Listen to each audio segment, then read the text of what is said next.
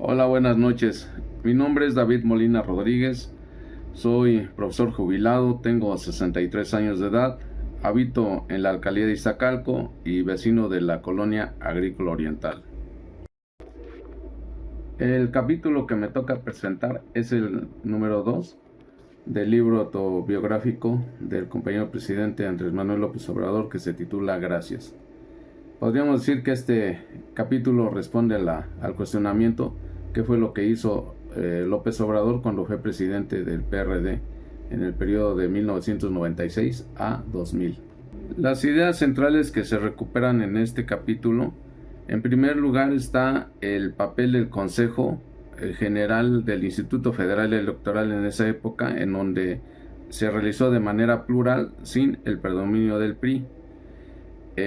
Otro asunto es el uso de los recursos públicos que se dieron a los partidos en esa época, que fue muy grande, en donde se destinó un apoyo a más de 700,000 alumnos. Otro aspecto importante es el papel de los medios de comunicación, porque por primera vez se permitió o se dio oportunidad para que los partidos de oposición salieran en televisión. Hay otro aspecto ahí en donde él marca el papel del presidente del partido respecto del presidente de la República. En esa época fue Ernesto Zedillo Ponce de León. Es un recorrido histórico que se realiza en esta época, esos 4 años del 96 al 2000. Ahí ocurrieron aspectos muy importantes, porque uno de ellos fue la traición que hizo la presidencia de la República con respecto al levantamiento armado del EZLN, porque en esa época se iban a firmar los acuerdos de San Andrés Larrainzar y no se realizó. Luego también en esa época fue cuando empezó el problema del rescate bancario, es decir, esa situación en donde la deuda privada se convierte en pública con una inversión multimillonaria para rescatar a unos cuantos banqueros. Por cierto, ahí relata que de esos banqueros solamente 3 tenían experiencia frente a bancos y uno de esos señores tenía antecedentes penales. Después del FOBAPROA se pasa al Instituto de Protección al Ahorro Bancario, otro tremendo fraude con esa institución, porque resulta que se hacían autopréstamos. De ahí sale, incluso estuvieron publicado en el Diario Oficial de la Federación, los recursos que se invertían. Uno de ellos singular es el hecho de que a los hijos de Marta Sagún, ahí se denuncia cómo obtuvieron departamentos o casas por valor de 3,000 pesos. Se sigue el recuento de atrocidades en contra del pueblo mexicano a favor de algunas familias. Pone el ejemplo de lo que pasó con la familia Ballesteros, con su organismo, el Grupo Mexicano de Desarrollo y el Rescate Carretero, en donde se rescató con más de 309 millones de dólares. En esa época el secretario de Hacienda y luego gobernador del Banco de México fuera Guillermo Ortiz, y él publicó esas atrocidades en el Diario Oficial el 27 de agosto del 97. Me gusta este capítulo porque es una historia que yo viví particularmente en una etapa de mi vida, y es además una historia reciente y nos hace recordar lo que aconteció con el partido, el PRD, en aquella época, en donde pues se actuaba de cara al pueblo, con el apoyo del pueblo. Ahí se recuerda de una consulta que se realizó con una participación de más de 3,500,000 ciudadanos mexicanos, en donde se ponía en tela de juicio el papel que estaba jugando la presidencia con ese rescate bancario. Y esa consulta pues dio como resultado que además pues la derecha, bueno, más bien el régimen, contestara con una andanada de publicidad pues brutal en radio, televisión, en los medios impresos. Y bueno, contrarrestando esa actividad, el partido encabezado por Andrés Manuel hicieron una gira por 15 capitales del país, y como resultado de esa actividad pues se celebró una consulta, la primera consulta ciudadana. Eso fue el 30 de agosto del 98, ahí lo refiere muy bien en el libro. En esa consulta pues se obtiene pues una mayoría aplastante en contra de que se realizara el rescate bancario, la conversión de la deuda privada en deuda pública.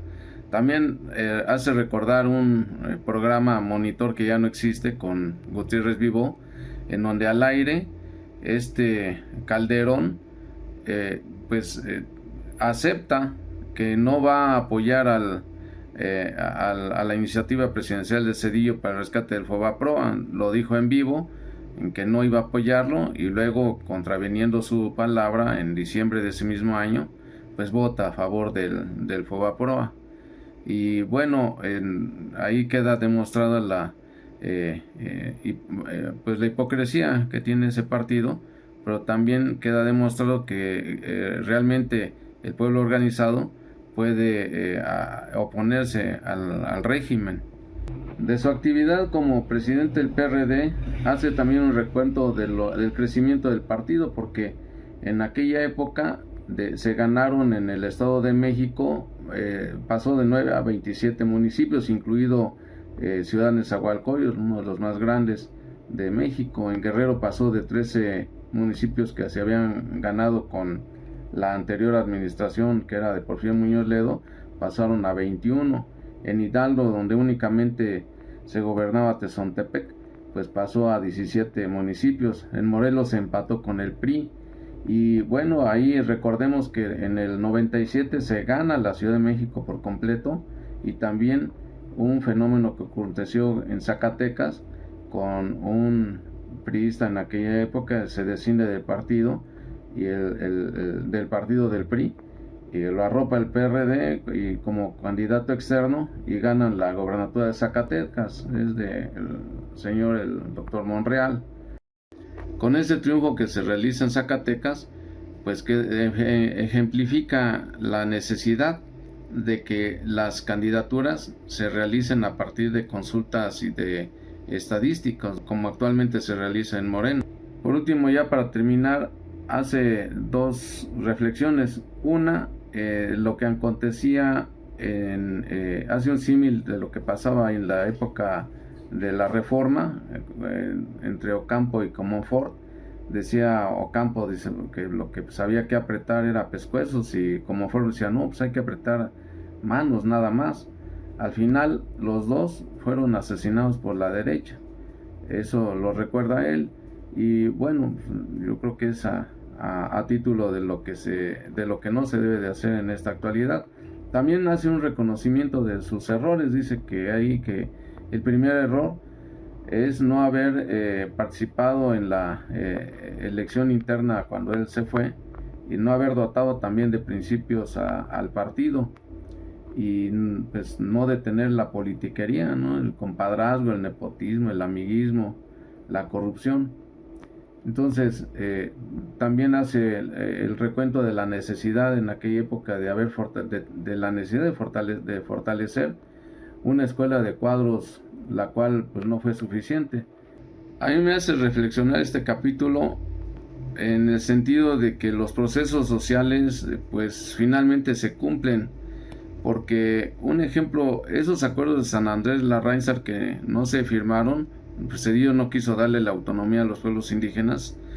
Fíjense, después, 20 años después, en este año, en febrero, y apenas en agosto de este año, se acaba de aprobar la reforma al artículo 2 constitucional, en donde el proemio de ese artículo, en donde se le da la autonomía y otras canonjías a los pueblos indígenas, está basado exactamente en los acuerdos de San Andrés. A mí me hace reflexionar eso, porque es como cuando con Hidalgo, ¿no? Que no quiso, pues ahora sí que atacar la ciudad en 1810, la Ciudad de México. Al final lo fusilaron, y finalmente el proceso independentista se dio, aunque se tardó 20 años. Entonces, los procesos sociales creo que a final de cuentas son necesarios. siempre y cuando haya esta organización como la que se dio a partir de la administración de Andrés Manuel en las riendas primero del partido del PRD y ahora con Morena.